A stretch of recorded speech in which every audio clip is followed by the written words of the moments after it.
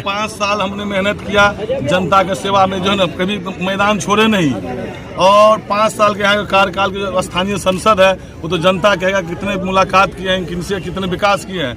झंझारपुर लोकसभा में एक भी काम केंद्र से नहीं आए, न कोई केंद्रीय विद्यालय न कुछ लाया। झंझारपुर रहते हुए हम मेडिकल कॉलेज लाए हैं, और झंझारपुर में कोई गली ऐसा कोई रोड नहीं है, कहीं सड़क नहीं है, स्कूल नहीं बनवाए होंगे। जनता का भी उसका चेहरा देखा है अभी। झंझारपुर की जनता के लिए कुछ संदेश झंझारपुर की जनता से अपील करते हैं कि इस बार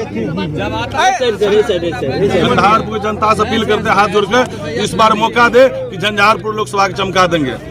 5 साल हमने मेहनत किया जनता के सेवा में, जो है ना कभी मैदान छोड़े नहीं।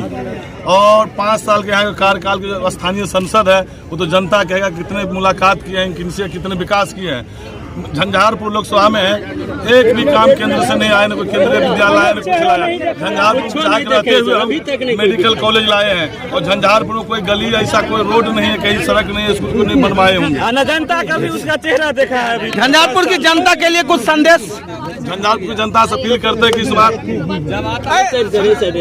झंझारपुर की जनता से अपील करते हैं हाथ जोड़कर इस बार मौका दे कि झंझारपुर लोकसभा के चमका देंगे।